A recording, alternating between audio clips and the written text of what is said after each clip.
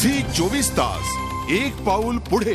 नाशिकच्या औद्योगिक वसाहतीत असलेल्या कंपन्यांना विविध समस्यांना सामोरं जावं लागतंय। महापालिकेने 15 दिवसात मूलभूत सुविधा पुरवल्या नाहीत तर कर भरणार नाही असा इशारा उद्योजकांनी दिलाय। त्यामुळे आगामी काळात उद्योजक विरुद्ध मनपा असा सामना रंगण्याची चिन्ह आहेत।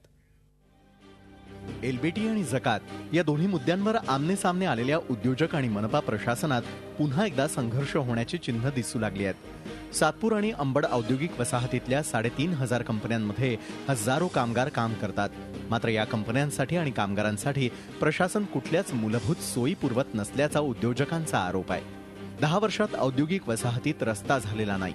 मनपाच्या अंदाजपत्रकात वसाहतीसाठी काहीच तरतूद नाही। रस्त्यांच्या कडेला पोल आहेत पण त्यावर दिवे नाहीत। खड्डेही बुजवलेले नाहीयेत। या विविध समस्यांमुळे त्रस्त झालेल्या उद्योजकांनी आता कर न भरण्याचा इशारा दिलाय।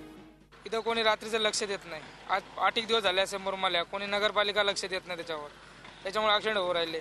लाईट नाही खांब्यावर, इथंच नाही अजून भरपूर ठिकाणी लाईट नाहीत खांब्यावर। बरोबर रस्त्याला खड्डे, रस्त्याचे खड्डे बुजत नाहीत। येणारे जाणारे ठोकठाक पीठ चालूच आहे। सगळं गेल्यानंतर आम्ही मागणी करतोय 1% जरी इथल्या प्रोव्हिजन केली।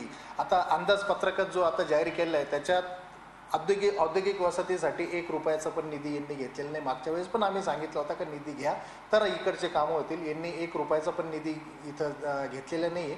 त्यामुळे आता आम्हाला ही रस्त्यावरती उतरायची वेळ आलेली। महापालिकेला औद्योगिक वसाहतीच्या माध्यमातून जकात आणि घरपट्टीच्या रूपानं 60%हून जास्त महसूल मिळतो।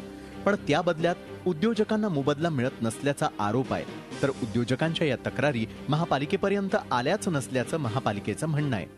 कारण की गेल्या 7-8 महिन्यापासून औद्योगिक वसाहतीमधल्या अतिशय कमी तक्रारी या मनपा प्रशासनाला प्राप्त झालेल्या। आणि जर उद्योजकांनी त्यांना ज्या काही असुविधा होत असेल किंवा त्यांना ज्या काही सुविधांचा अभाव असेल त्या जर त्यांनी त्या स्थानिक लोकप्रतिनिधी किंवा मनपा प्रशासनापर्यंत पोहोचविल्या तर त्या त्वरित सुटण्यासाठी त्याची कार्यवाही होईल।